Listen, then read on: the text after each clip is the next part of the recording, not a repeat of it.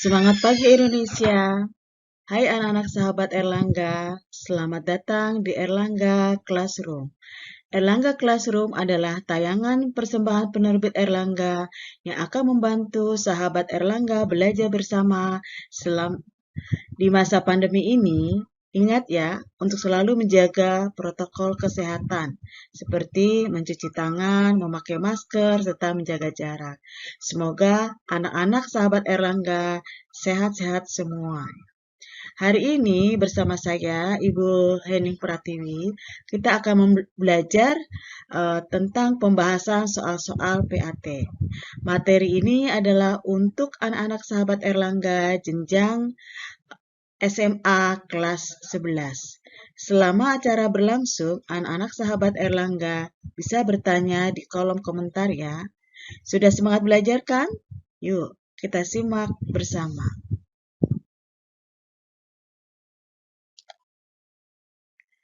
Materi PAT semester genap tahun 2022 ini terdiri dari konflik dan kekerasan satu, dan kedua integrasi dan reintegrasi sosial. Baik, kita akan mulai dengan soal nomor 1. Sebelumnya, saya ingin memberikan sebuah tips dalam mengerjakan sebuah soal. Ketika kita membaca soal, maka anak-anakku sekalian coba mencari kata kunci dari soal tersebut untuk memperoleh jawaban yang tepat. Mari sekarang kita masuk pada soal nomor 1. Desa X dan Y merupakan dua desa bertetangga di Kecamatan S. Namun, kedua desa tersebut sejak lama telah mengalami konflik. Pada tahun 2017, kedua desa tersebut telah melakukan upaya rekonsiliasi dengan membangun prasasti desa di perbatasan desa. Upaya tersebut ternyata tidak bertahan lama. Kedua desa ini terlibat perang beberapa kali yang mengakibatkan warganya luka-luka, bahkan sampai meninggal. Berdasarkan ilustrasi tersebut, konflik antara dua desa berlanjut menjadi kekerasan karena A. Setiap warga desa memiliki rasa dendam terhadap lawannya. B. Nilai dan norma sosial sudah tidak dipatuhi oleh warga desa. C. Rakyat sudah tidak memiliki kepercayaan kepada pemerintah. D. Adanya keinginan untuk menghancurkan pihak lawan. E. Tidak ada pihak ketiga yang mampu menjadi mediasi dalam konflik tersebut. Pembahasannya. Dalam Kamus Besar Bahasa Indonesia, kekerasan didefinisikan sebagai perbuatan seseorang atau kelompok yang menyebabkan cedera atau matinya orang lain, atau menyebabkan kerusakan fisik atau barang.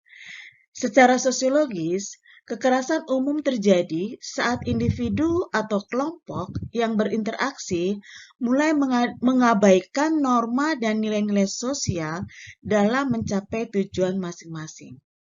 Dengan diabaikannya nilai dan norma sosial, timbullah tindakan irasional, ya, yaitu tindakan yang tidak masuk akal, ya, yang cenderung merugikan pihak lain, tetapi menguntungkan diri sendiri. Akibatnya akan terjadi konflik yang bermuara pada kekerasan. Ya. Inilah yang mendorong ya, sebuah konflik ya, mengarah kepada sebuah kekerasan. Baik, untuk nomor 1, maka jawabannya adalah, ya, kita lihat dulu kata kunci dari soal ini adalah konflik antara dua desa yang berlanjut menjadi kekerasan.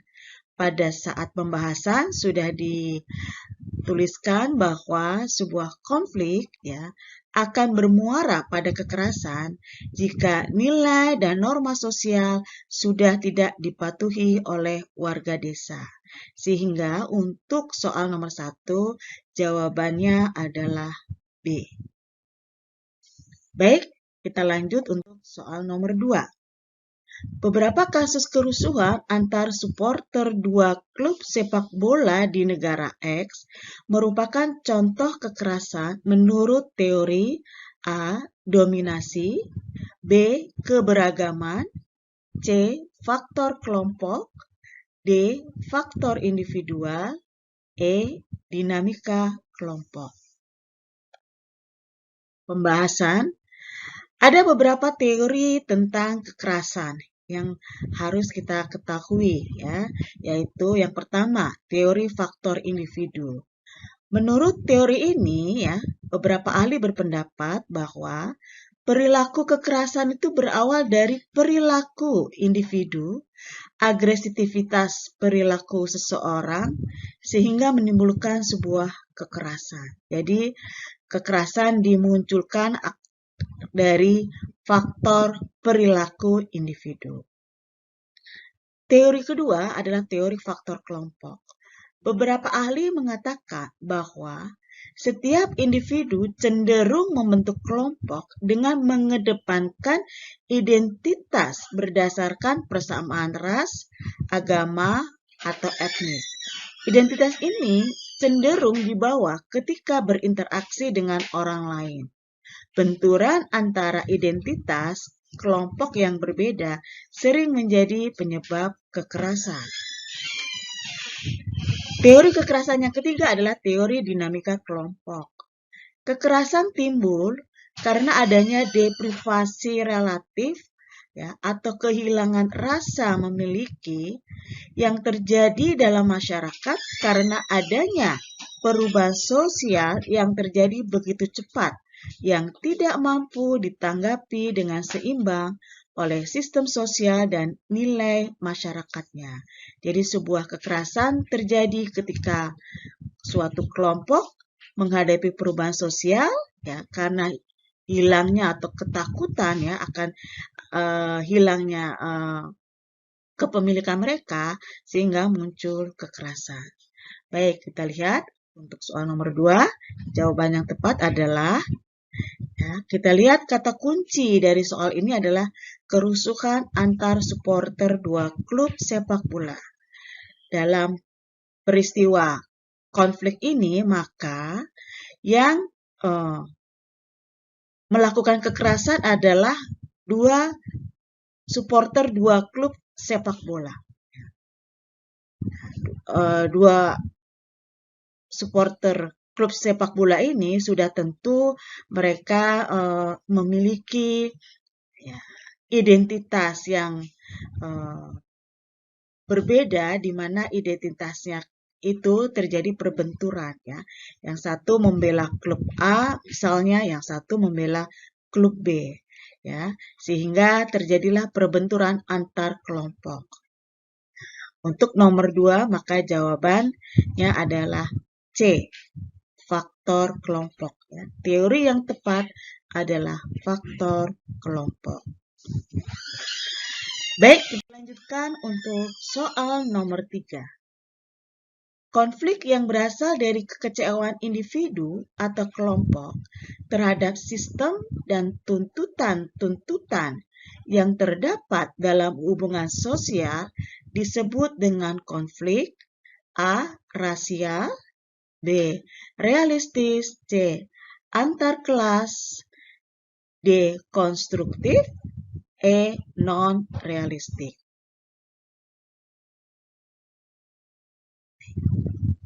Jadi dalam soal nomor 3 ini, anak-anakku sekalian, kita lihat bahwa kita diminta untuk melihat salah satu definisi dari bentuk konflik, ya.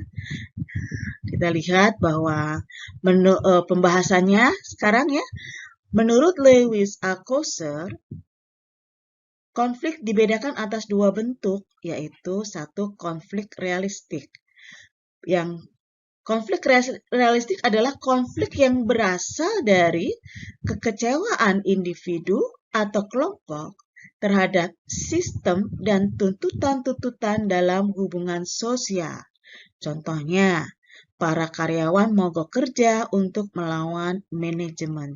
Jadi pada konflik realistis ini, bahwa benturan antar dua kelompok ini terlihat sangat jelas di masyarakat, ya.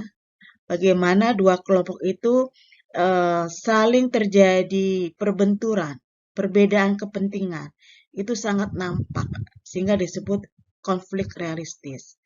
Bentuk konflik yang kedua, menurut Lewis A. Coser, adalah konflik non-realistis. Konflik non-realistik adalah konflik yang bukan berasal dari tujuan-tujuan persaingan yang antagonistik, melainkan dari kebutuhan pihak-pihak tertentu untuk meredakan ketegangan. Contohnya balas dendam dengan menggunakan ilmu gaib. Jadi pada konflik non-realistik ini, ya, dua pihak yang berkonflik ini memiliki tujuan-tujuan persaingan yang seolah-olah tersembunyi. Ya, jadi di permukaan mereka tampak tidak berkonflik, tetapi sebenarnya mereka itu memiliki persaingan, ya, di balik interaksi mereka yang terlihat harmonis, ya. Jadi konflik non-realistis itu lebih tersembunyi daripada konflik realistis, ya. Contohnya balas dendam dengan menggunakan ilmu gaib, misalnya, ya. Jadi ini beda realistik dan non-realistik. Kalau realistik itu konfliknya lebih terbuka, di mana pihak lain bisa mengamati, sedangkan konflik non-realistik lebih bersifat tertutup, sehingga pihak lain akan sulit untuk mengamati. Untuk nomor 3 ini, maka kita lihat kata kunci dari soal ini adalah konflik yang berasal dari kekecewaan individu atau kelompok terhadap sistem dan tuntutan-tuntutan yang terdapat dalam hubungan sosial. Sehingga jawabannya adalah konflik realistis atau B. Baik, sekarang kita lanjut ke soal nomor 4. Konflik biasanya akan menimbulkan dampak negatif, tetapi konflik juga bisa menimbulkan dampak positif. Hal ini dapat terjadi karena individu A menyesuaikan kembali norma-norma dalam kelompok, B memberikan perhatian kepada orang lain, C mengesampingkan masalah orang lain, D mengikuti aturan yang berlaku, E menerima diri dengan baik. Pembahasan. Menurut Lewis A. Coser, konflik merupakan peristiwa normal yang dapat memperkuat struktur hubungan sosial. Masyarakat yang memperbolehkan konflik adalah masyarakat yang cenderung terhindar dari kemungkinan ledakan konflik dan kehancuran struktur sosial. Ini menurut Lewis Coser, ya, bahwa konflik itu merupakan suatu yang normal di masyarakat. Karena dengan adanya konflik, ya, maka masyarakat akan cenderung terhindar dari ledakan konflik yang sangat besar yang bisa menghancurkan struktur sosial. Jadi bisa dikatakan bahwa menurut Coser, konflik ini mengatur keseimbangan struktur hubungan sosial. Sehingga konflik terkadang juga dapat memberikan dampak positif. Nah, baik, kita lihat apa saja dampak positif dari konflik tersebut, ya. A. Memperjelas aspek kehidupan yang belum tuntas ditelaah. B. Penyesuaian kembali norma dan nilai sosial sesuai dengan kebutuhan. C. Memperkuat solidaritas dalam kelompok. D. Mengurangi ketergantungan terhadap individu atau kelompok lain. E. Membantu menghidupkan kembali norma-norma lama. F. Sarana mencapai keseimbangan antara kekuatan di masyarakat. G. Memunculkan sebuah kompromi baru. Jawaban untuk soal nomor 4, kita lihat kata kunci dari soal ini adalah dampak positif dari konflik, ya. Sehingga jawaban yang tepat untuk soal nomor 4 ini adalah A, ya. Menyesuaikan kembali norma-norma dalam kelompok.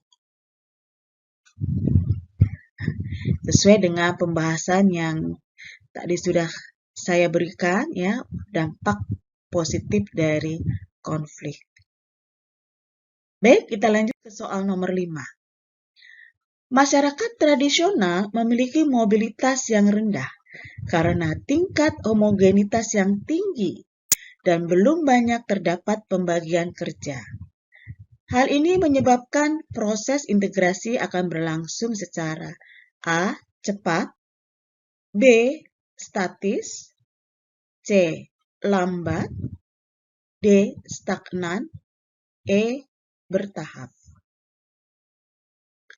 Pembahasan untuk soal ini, suatu integrasi sosial dapat berlangsung cepat atau lambat bergantung pada faktor-faktor berikut. Jadi ada faktor-faktor yang mempengaruhi cepat atau lambatnya sebuah integrasi sosial, terbentuknya integrasi sosial, ya. Kita lihat yang pertama, homogenitas kelompok. Semakin homogen suatu kelompok atau masyarakat, maka semakin mudah proses integrasi antara anggota kelompok. Mengapa?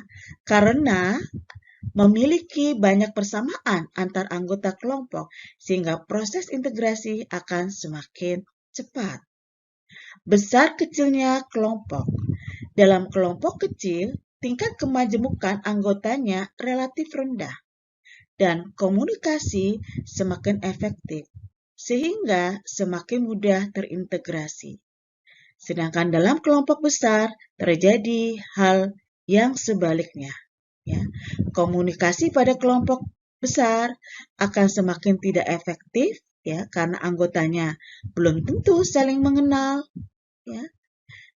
Dan tingkat kemajemukan pada kelompok besar sudah tentu relatif tinggi, sehingga banyak terdapat perbedaan-perbedaan antar anggota kelompok, sehingga integrasi sosial akan sulit terbentuk.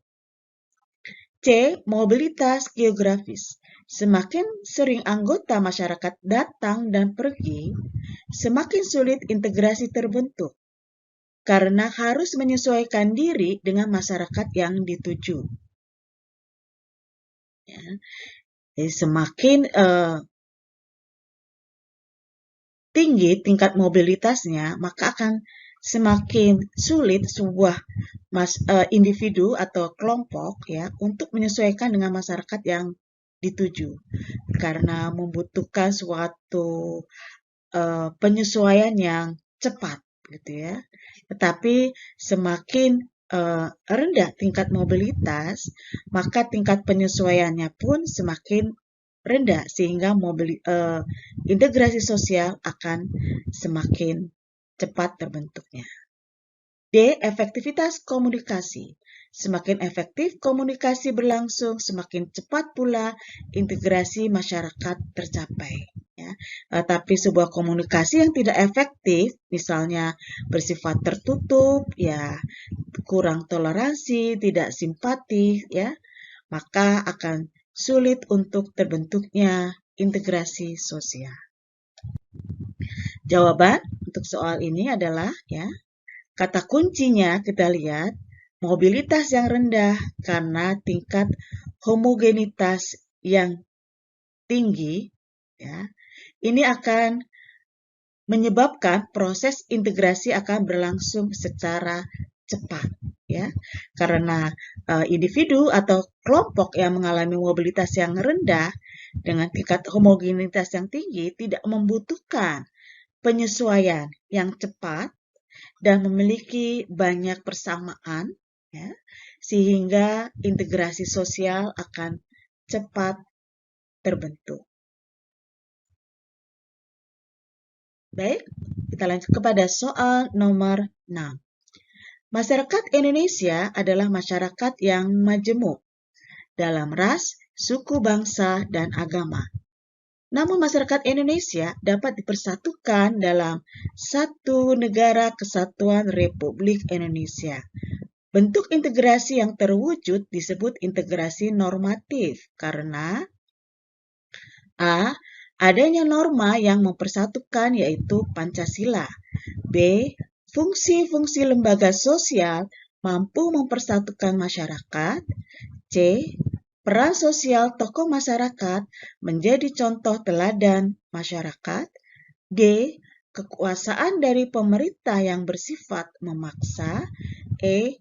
Agen perubahan sangat berperan dalam proses integrasi sosial. Pembahasan. Bentuk-bentuk integrasi sosial ada 3 bentuk, yaitu sebagai berikut. Yang pertama, integrasi normatif. Integrasi normatif adalah bentuk integrasi yang terjadi akibat adanya norma yang berlaku di masyarakat. Jadi integrasi terbentuk karena ada aturan ya yang disepakati oleh masyarakat bersama sebagai pedoman berperilaku. Maka integrasi terbentuk. Integrasi sosial terbentuk. Yang B, integrasi fungsional. Bentuk integrasi ini terjadi karena adanya fungsi-fungsi tertentu dalam masyarakat. Dalam masyarakat, fungsi-fungsinya sebagai contoh adalah mata pencarian. Ya, dalam mata pencarian, ya, terkadang kita melihat bahwa ada sekelompok orang yang memiliki mata pencarian itu karena keterikatan suku bangsa ya. Misalnya kita tahu misalnya orang Bugis adalah nelayan, orang Minang adalah pemilik restoran misalnya ya. Nah, misalnya demikian ya. Nah, itu menandakan bahwa integrasi itu berjalan karena masing-masing kelompok memiliki fungsi-fungsi tertentu. Yang C, integrasi koersif. Bentuk integrasi ini adalah integrasi yang berdasarkan kekuasaan yang dimiliki penguasa. Jadi pada integrasi koersif, ya, integrasi terbentuk karena adanya paksaan dari penguasa dengan menggunakan kekuasaannya. Jawaban dari soal ini, ya, adalah kita lihat kata kuncinya adalah Negara Kesatuan Republik Indonesia merupakan contoh integrasi sosial ya. Integrasi ini terbentuk karena A. Adanya norma yang mempersatukan yaitu Pancasila. Jadi NKRI, Negara Kesatuan Republik Indonesia, ini terbentuk karena kita memiliki norma yang disepakati bersama, ya, yaitu Pancasila. Pancasila sebagai pedoman berperilaku di masyarakat berhasil mempersatukan bangsa Indonesia ya dalam satu integrasi sosial, ya.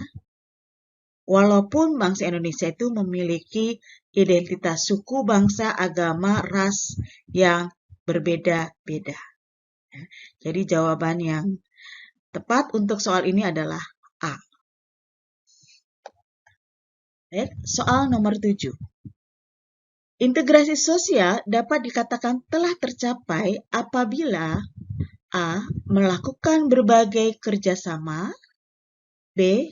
Akomodasi keinginan berbagai pihak untuk bekerja sama, C. Setiap pihak menyelesaikan masalah masing-masing, D.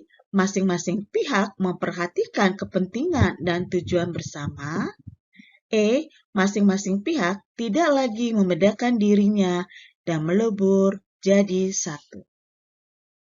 Pembahasan. Mari kita lihat proses terbentuknya integrasi sosial.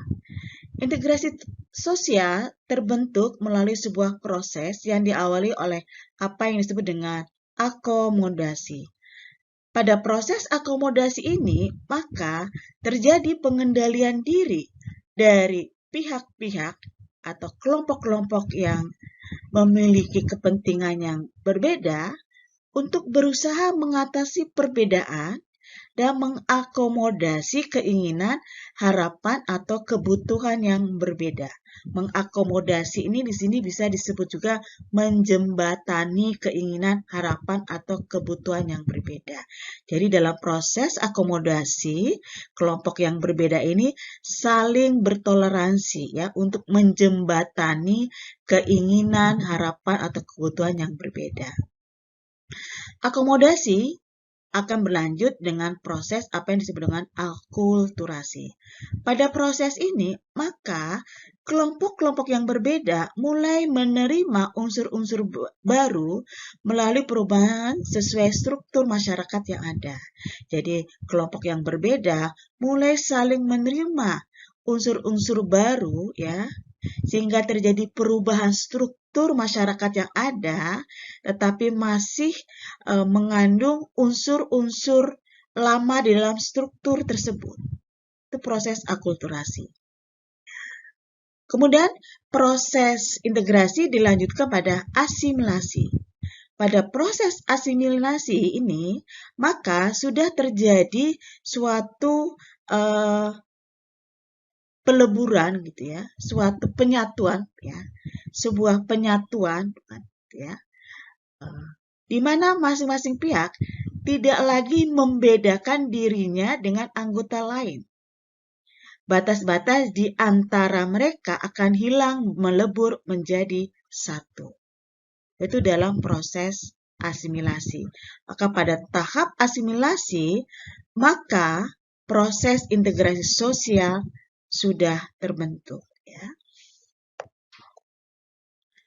Maka kita lihat jawaban pada soal normal ini, kata kuncinya adalah tercapainya integrasi sosial. Berarti kita melihat bagaimana akhir terbentuknya integrasi sosial dari proses terbentuknya integrasi sosial ya. Jawabannya adalah E, di mana masing-masing pihak tidak lagi membedakan dirinya dan melebur jadi satu. Ya. Itu menandakan proses tercapainya integrasi sosial. Ya. Baik, kita lanjutkan pada nomor yang terakhir, yaitu soal nomor 8. Proses reintegrasi tidaklah mudah. Karenanya, hal yang perlu dilakukan untuk melakukan reintegrasi adalah A.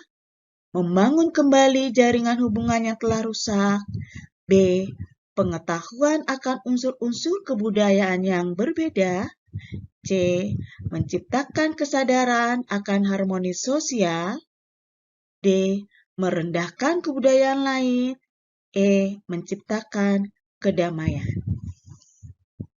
Baik, kita lihat pembahasannya. Dalam pandangan Suryono Sukanto, reintegrasi adalah proses pembentukan kembali norma-norma dan nilai-nilai baru untuk menyesuaikan diri dengan lembaga-lembaga kemasyarakatan yang mengalami perubahan setelah terjadinya konflik. Tidak mudah dalam masyarakat untuk mengembalikan kondisi konflik ke dalam kondisi semula, karena pihak yang berkonflik masih diliputi perasaan tidak suka dan dendam. Oleh karena itu, untuk mengintegrasikan kembali masyarakat, maka semua jaringan hubungan harus dibangun kembali. Reintegrasi membutuhkan rekoneksi secara besar-besaran hubungan sosial yang telah rusak selama konflik. Inilah pendapat Pak Suryono Sukanto tentang pentingnya reintegrasi ya. Kita lihat jawaban pada soal ini. Maka kata kunci dari soal ini adalah hal yang perlu dilakukan untuk melakukan reintegrasi adalah ya, sesuai dengan pembahasan yang telah saya berikan, maka jawabannya adalah A, yaitu membangun kembali jaringan hubungan yang telah rusak. Karena dalam proses reintegrasi ini perlu ya terjadi penyebadatan kembali pihak-pihak konflik, pihak-pihak yang berkonflik yang masih memiliki perasaan tidak suka, perasaan dendam terhadap kelompok lain. Ya, sehingga untuk reintegrasi dibutuhkan kembali untuk membangun jaringan hubungan. Jaringan hubungan ini sudah tentu jaringan hubungan yang bersifat toleran, simpati ya, kembali menjalin kesesuaian antar kelompok. Baik, anak-anakku sahabat Erlangga, demikianlah pembahasan soal PAT pada kesempatan kali ini. Soal-soal PAT ini bisa kalian lihat lebih lengkapnya pada buku Mandiri Sosiologi kelas 11 penerbit Erlangga ya, dengan pengarang saya sendiri Dr. Anda Henning Pratiwi MSI. Semoga ya anak-anak sahabat Erlangga sudah paham ya. Jangan lupa untuk like and subscribe channel ini. Nantikan Erlangga Classroom selanjutnya dan beritahukan teman-temanmu untuk ikut menyaksikan acara ini ya. Tetap jaga kesehatan untuk semua anak-anak sahabat Erlangga. Sampai jumpa.